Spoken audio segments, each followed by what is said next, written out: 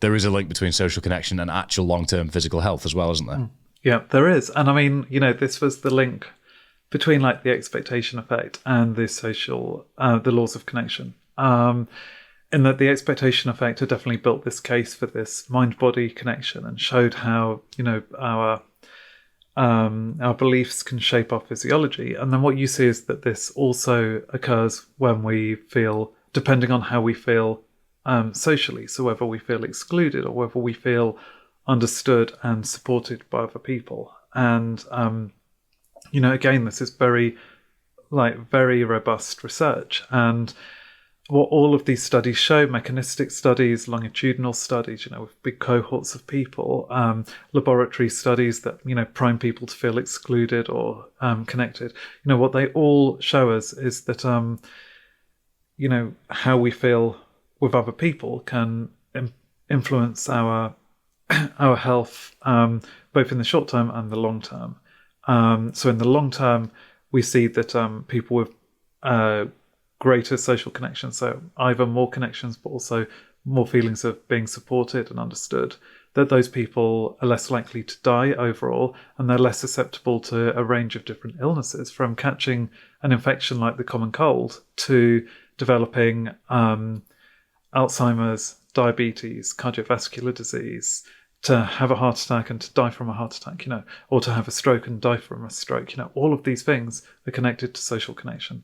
And we know basically what's happening is that when you feel isolated, the body is preparing itself for a physical threat, because in prehistory, if you were kicked out of your group, you'd have been a much greater danger of being attacked by a predator, for example. So it starts doing things like raising inflammation in your body. Now, inflammation is good for protecting you from immediate infection, bacterial infection within your wounds, and helping to, your blood to clot more quickly so that you don't bleed to death.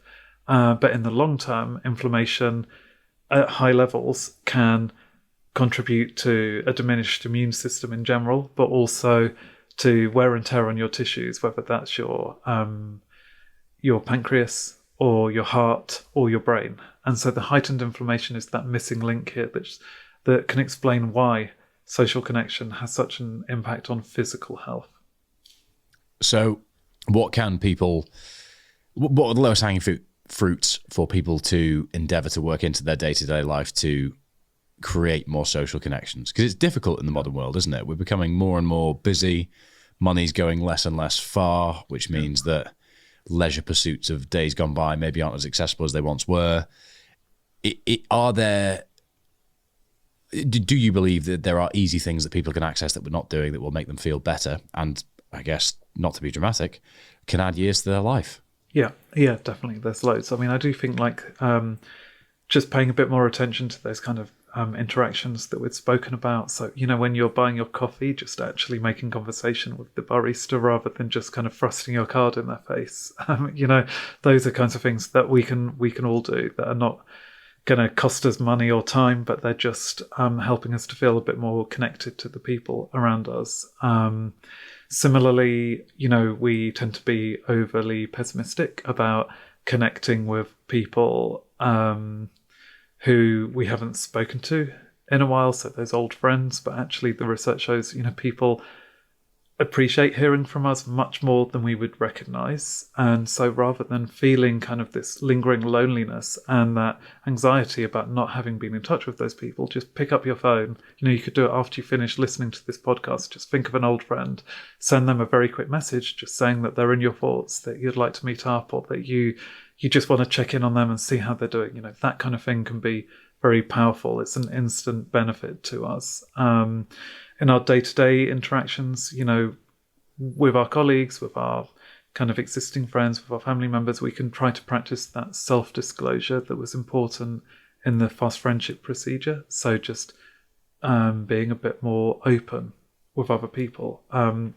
We can be more open both about our vulnerabilities, but also our successes. So that's what the research shows us, is that, we simultaneously will hide things that we think make us feel weak, but we'll also hide the things that we feel proud of, because we're so worried about rejection in both cases. And actually, those are unfounded fears. Like most people are just they want to know those things that are worrying you because they want to help, they want to give you support, and they want to hear about the things that make you happy and proud because that can help them to feel vicarious happiness and pride, and they enjoy that feeling. They're less likely to feel envious than we expect. So, all of this is very positive, I think, in terms of just making us feel a bit easier about the interactions that we're having with people. I'll say just the one final thing that you can do that, again, is very simple and is likely to go down very well, and that is just to pay more compliments, show more gratitude.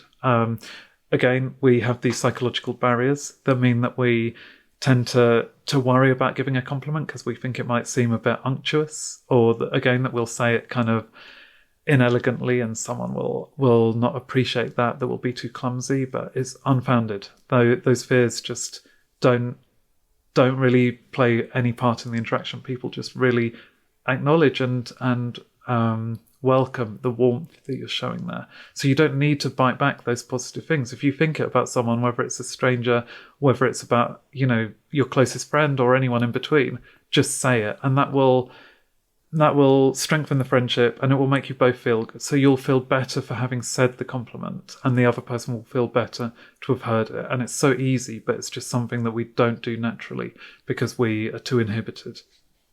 Americans are a lot better at those things than Brits, actually, aren't they, in many ways?